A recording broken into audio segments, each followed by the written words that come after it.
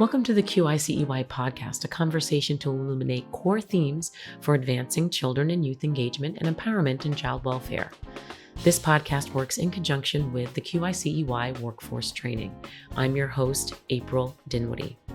In this limited series, we hear from three professionals, Phoenix Santiago, Nathan Ross, and Jamal Callahan. While their experiences connected to child welfare are all different, they all share the same deep commitment to ensuring systematic changes in how children and youth are authentically engaged and empowered. In this episode, we are exploring the theme Respecting, Responding, and Maintaining Connection to Cultural Strengths with Nathan Ross. Hi, I'm Nathan Ross, Project Specialist for the North American Council on Adoptable Children, also known as NACAC. I'm a transracial adoptee and have worked with teens and young adults within the child welfare system for the last 10 years. My preferred pronouns are he, his, him. To be culturally responsive within the context of child welfare is to acknowledge all parts of the young person. Their religion, their culture, their language, how they do their hair, how they dress. It means adults seeing all aspects of the child or youth and then taking action to respectfully create and maintain connections. Nathan is the perfect person to help us understand this theme.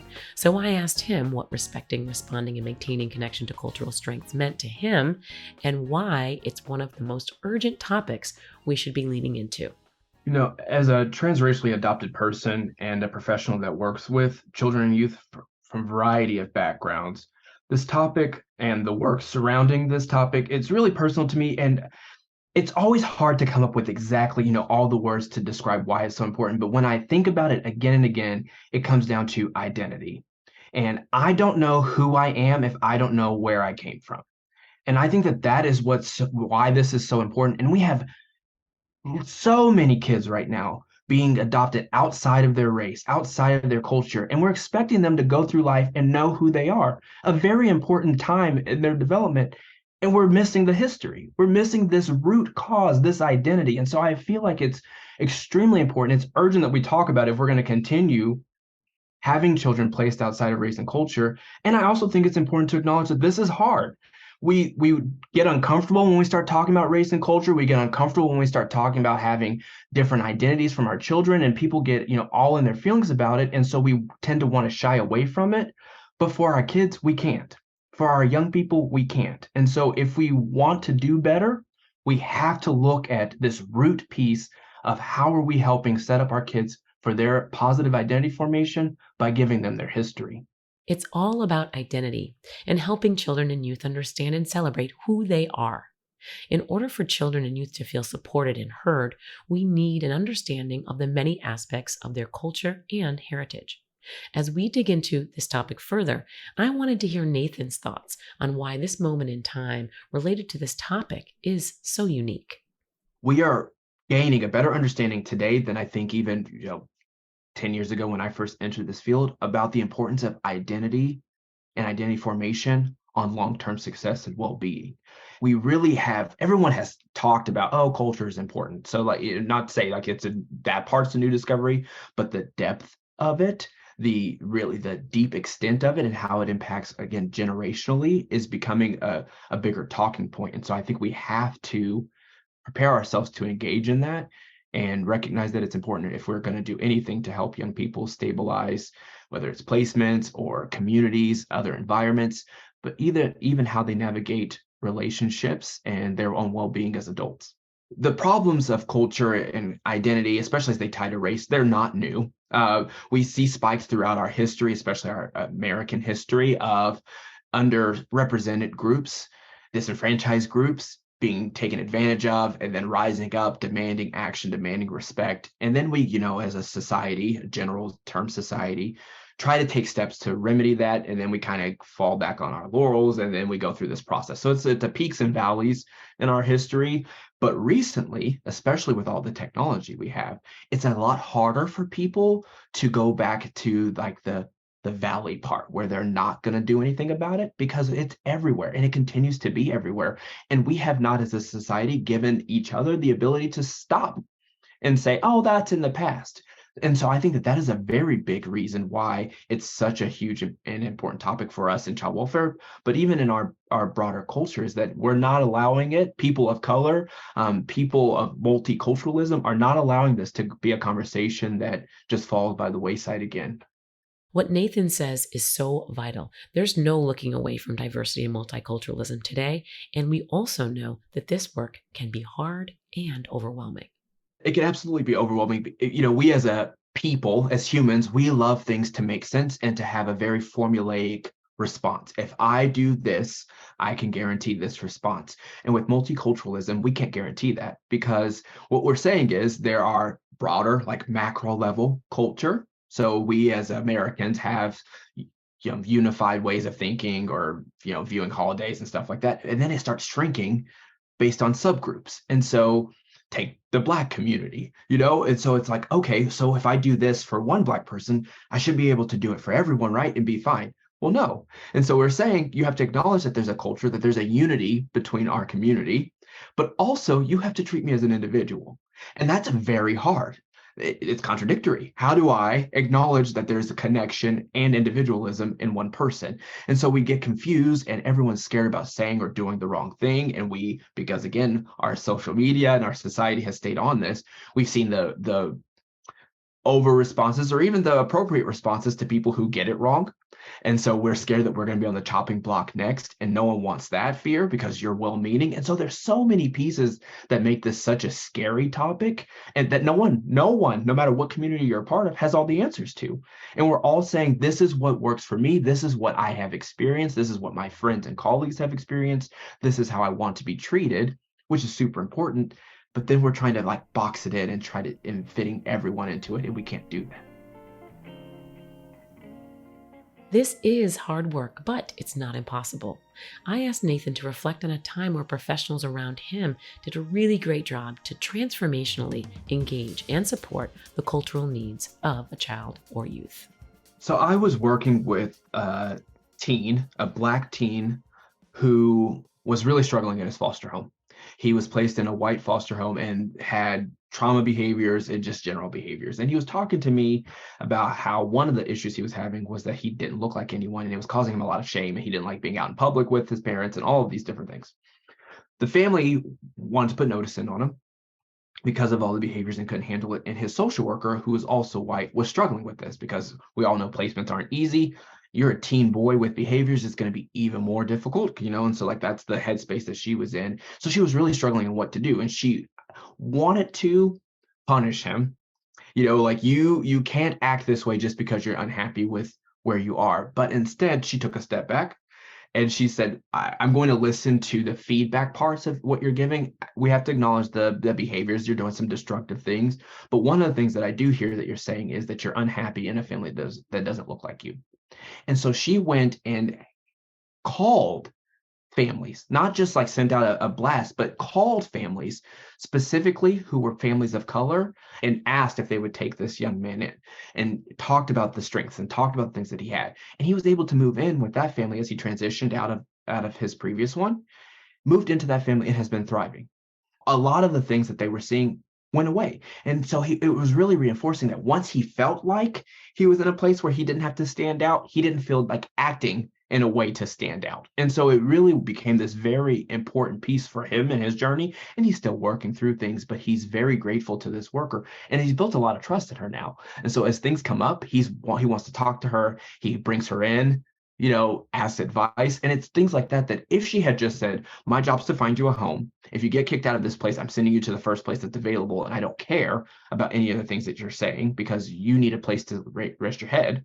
If she had done that instead, we would have had a much different outcome. We would have had him in a residential facility, a long-term group home facility, instead of being in a family where he has now said, now this is a kid that wanted to go home with birth mom for the longest time, but because of issues she's had, he is saying he wants to be adopted. So now he feels so comfortable in this family that he wants them as a permanency option, because he's tired of being in care where he's been for the last 12 years. And so it's things like she made such a significant difference in this young person's life by taking the opportunity to say, you know what, I'm going to listen to this need, and I'm going to do everything I can to make sure I fulfill it. This is a rich example and evidence that racial and cultural differences add complexity. I asked Nathan to share a bit more about what he remembered about this example. Specifically, I asked him what he thought some of the conversations were like with the social worker and the youth. From what the professional told me in the beginning, it was awkward. Again, she's a white social worker. How do you have a conversation about race and culture with a Black teen boy? Like she had no connection, no direct connection to this topic, but was the legal person responsible for having the conversation. There was no one else besides me as his therapist, and I saw him once a week, and so we could have the conversation, but it wasn't enough. And so she told me it was very uncomfortable. She didn't want to say the wrong thing. She didn't want to do the wrong thing. And she had to be transparent as well to him and say, look, I'm going to try, but I can't guarantee. And that was hard. No one wants to step out and say, I might fail or I might be perceived as failing. But she did. She wanted to have that very honest conversation. If this is what I'm going to do, I'm going to do everything in my power. If it doesn't work out, we're going to have to readdress this because I also need you to have somewhere that's safe. And so it worked out. But it was an uncomfortable conversation that had, fortunately, a good outcome that then was able to reinforce and make future conversations easier to have.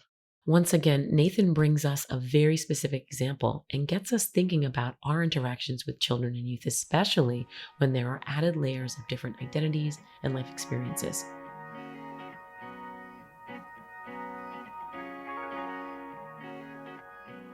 I think now is a great time to hear from Nathan with some tips for respecting, responding, and maintaining connection to cultural strengths as we engage and empower children and youth. The first thing, you have to acknowledge that there are cultural differences in the world. You have to. And, not in like the ethereal theory level, like, oh, yeah, I know that people are different. Like, you have to be able to say and really believe that there are lots of different things that shape up people's worldview, and that they are connected by some similarities. So it could be race.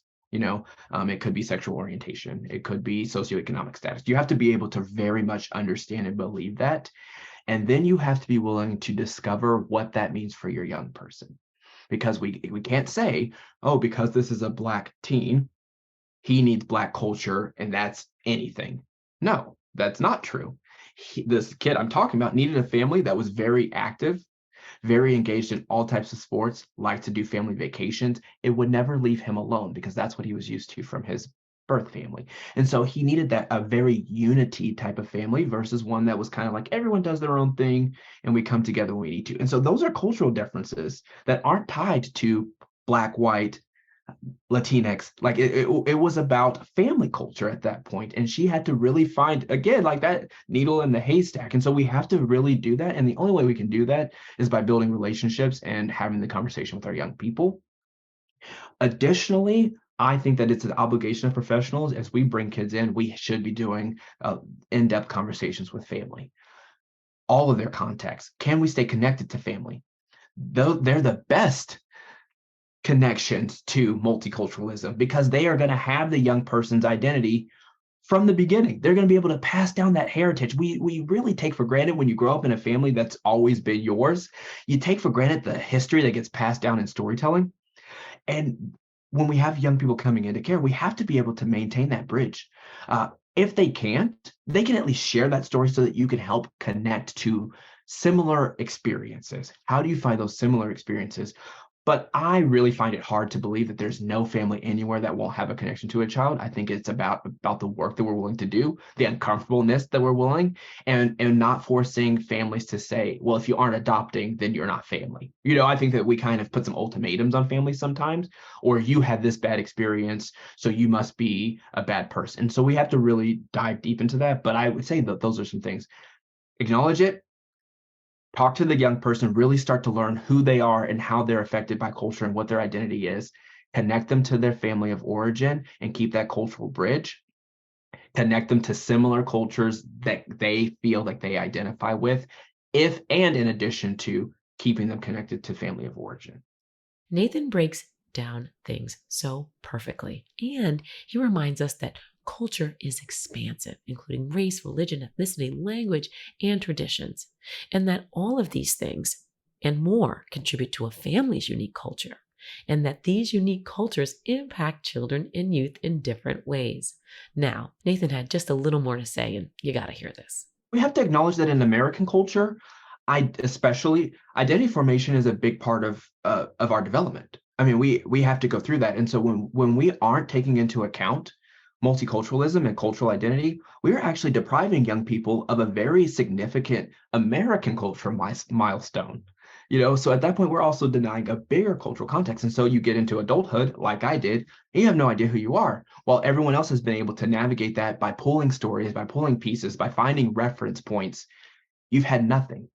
And so you're being asked to paint from something you have no idea what you're using as a reference. And so it's really important that we understand that it does have a very significant impact on who this young person will grow to be.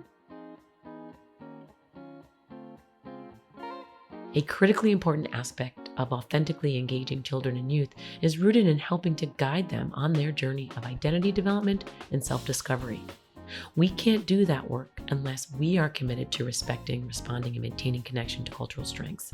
When we are actively showing children and youth that their uniqueness is beautiful and deserves to be acknowledged and celebrated, the impact can be truly transformational. To continue your learning journey, check out the other 11 podcasts in the series, including Having Difficult and Sensitive Conversations with Jamal Callahan. The QIC-EY is 100% funded by the Administration for Children and Families of the United States Department of Health and Human Services.